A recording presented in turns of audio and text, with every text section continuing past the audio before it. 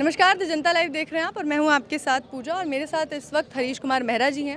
और जब अशोक विजयदशमी के दिन बौद्ध धर्म की दीक्षा दिलाई जा रही थी और 22 प्रतिज्ञाएं दिलाई जा रही थी, तब हमारे साथ ये भी मौजूद थे और इन्होंने भी अपनी इच्छा से बौद्ध धर्म की दीक्षा ली और 22 प्रतिज्ञाओं में भी शिरकत की। राजपूत समाज से आते हैं सर, और ऐसे में मैं एक बार फिर से आपसे ये जानना चाहती हूँ सर कि जब वहाँ आपने 22 प्रतिज्ञाएं ली, आपने बौद्ध धर्म की दीक्षा ली, तब भी हमने आपसे सवालात किए थे कि आपके समाज में क्या आपसे कोई नाराज़गी या कुछ, लेकिन जब वो 22 प्रतिज्ञाएं आपने ली, क्या आपको लगा कि उसमें कुछ भी ऐसा असंवैधानिक है जिससे किसी और धर्म को आहत किया जा सके या कुछ ऐसा जिस पर लीगल एक्शन लिया जा सके? नहीं, मुझे तो ऐसा नहीं लगा, बल्कि मैं तो समझ रहा हूँ मेरी तो कोई औकात नहीं बाबा साहब के सामने।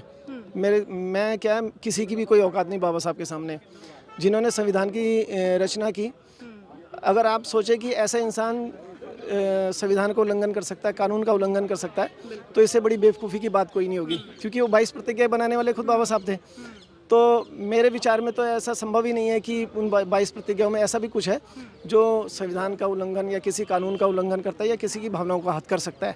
ज़बरदस्ती कोई अपनी भावनाएं आहत करवाने का नाटक रचे या झूठ बोले तो उससे तो कोई किसी को रोक नहीं सकता।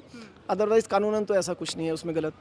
तो ऐसा उसमें क्या था जिसको लेकर इतनी कंट्रोवर्सी क्रिएट की गई, इतना ज़्यादा बवाल मचा और ये तक हमने देखा कि उसके लिए एफआईआर लॉन्च करने तक की नौबत आ गई? हालांकि एफआईआर लॉन्च करने जैसा कुछ था नहीं। उसकी सीधी वजह थी कि गुजरात में चुनाव थे और गुजरात चुनाव में जैसे कि आम आदमी पार्टी का तो यही है कि काम के मुद्दे पे इलेक्शन लड़ती है। अभी पिछला विधानसभा चुनाव भी हुआ था दिल्ली में, तो उसमें भी उन्होंने काम किया। उन्होंने बार बार कहा कि अगर हमारी काम बोलता है, अगर हमने काम नहीं किया तो हमें वोट मत दो।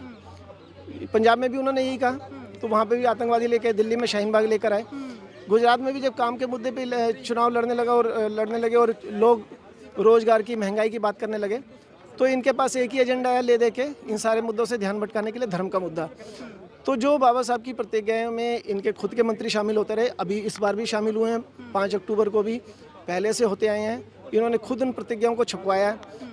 जो हिंदी का जो वॉल्यूम है बाबा साहब का राइटिंग स्पीचेस का 22 से लेकर 40 वॉल्यूम तक, वो फर्स्ट टाइम इन्होंने छपवाए हैं 2019 में।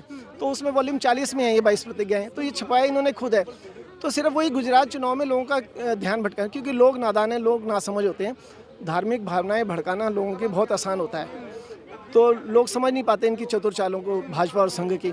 तो इन्होंने वही खेल खेला, गुजरात में वही पोस्टर लगा दिए ध्यान भटकाने के लिए, मेन मुद्दों जो जनता के जो मेन इश्यूज़ हैं वहाँ से ध्यान भटकाने के लिए, कि देखो जी इन्होंने तो धर्म का अपमान कर दिया, हिंदू धर्म का। वो है बीजेपी का एजेंडा। लेकिन उस प्रेशर में आके आम आदमी पार्टी के उस प्रेशर की वजह से कहीं ना कहीं मंत्री जी ने अपना इस्तीफा दे दिया। तो क्या आम आदमी पार्टी को अपने मंत्री के साइड में इतना तो खड़ा होना ही चाहिए था?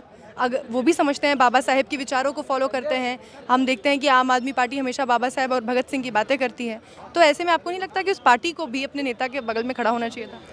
देखो, सिद्धांत रूप में जो है, आप ये मानोगे कि जो लोगों की भावनाएं हैं वो उसके ऊपर किसी का कंट्रोल नहीं है, और भाजपा इस गेम में बड़ी माहिर है। तो भाजपा ने तो अपना कार्ड खेल दिया और लोगों की भावनाओं को ध्यान में रखते हुए गौतम जी ने कहा कि मैं अपने समाज के मुद्दों को ध्यान में रखते हुए, अपने समाज को देखते हुए, मैं तो इस मुद्दे पे झुकने वाला नहीं, तो मैं तो इस्तीफा दूंगा। कहीं इसका जो है मेरी पार्टी के ऊपर गलत असर ना पड़े, मगर मैं अपने मुद्दे पे अटक रहूँगा, मैं 22 प्रतिज्ञाओं पे अटक रहूँगा। तो उन्होंने 2 चीज़ें थी, या तो वो कुर्सी से चिपके रहते कि मैं 22 प्रतिज्ञा मेरे से गलती हो गई या ये हो गया। उन्होंने ये नहीं कहा, उन्होंने कहा मैं 22 प्रतिज्ञा में अटूंगा, जो बाबा साहब ने जो भी कहा है मैं बाबा साहब के ही सिद्धांतों पे चलूँगा। तो ऐसे में इलेक्शन में पार्टी को उबारने के लिए, क्योंकि धर्म का कार्ड बीजेपी ऐसा खेलती है कि जनता उससे प्रभावित हो जाती है, ये इसमें कोई शक की बात नहीं है। तभी वो जीते भी हैं, 2 बार जीत गए हैं। तो अगर हम ये आदर्शवाद का नारा दें कि ये गलत है, ये सैद्धांतिक रूप से गलत है, वो आप भी समझते हैं, मैं भी समझता हूँ, मगर जो मासूम जनता है, जो नादान जनता है, वो तो नहीं समझती इस बात को। तो पॉलिटिक्स में ये भी देखा जाता है कि लोगों नंबर गेम है पॉलिटिक्स, तो लोगों की भावनाओं का भी ख्याल रखना पड़ता है। तो गौतम जी ने वही चीज़ को ध्यान में रखते हुए रिज़ाइन किया। और अगर आप कहते हो जैसे पार्टी को समर्थन देना चाहिए, अगर पार्टी ने समर्थन नहीं देना था तो फिर रेजिग्नेशन की क्या जरूरत थी?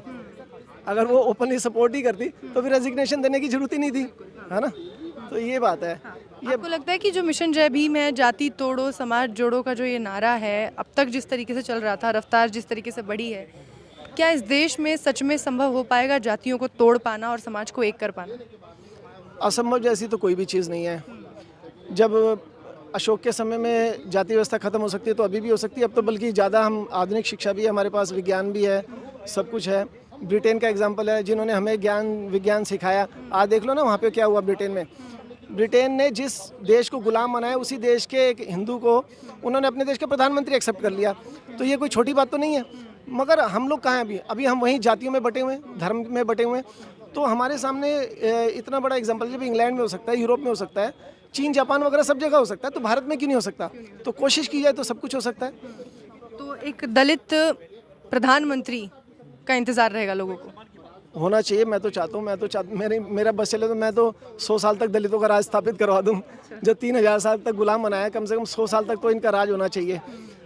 तो अभी तो फिलहाल तो बात यह है कि जो गरीब हैं, बहुजन समाज, सबसे गरीबी में सबसे ज़्यादा नीचे जो है बहुजन समाज ही है। अभी तो प्रायोरिटी ये होनी चाहिए कि उनको रोज़गार कैसे मिले, महंगाई से वो बेचारे कैसे उभरें, उनके बच्चों को अच्छी शिक्षा कैसे मिले, अच्छा स्वास्थ्य, उनके हॉस्पिटल की सुविधा हो। इन चीज़ों में फोकस है। उसके साथ साथ जो सामाजिक क्रांति गौतम जी कर रहे हैं, समाज में बराबरी की, जात पात खत्म करने की, वो चीज़ भी साथ साथ चलती रहेगी। बहुत शुक्रिया सर, थैंक यू।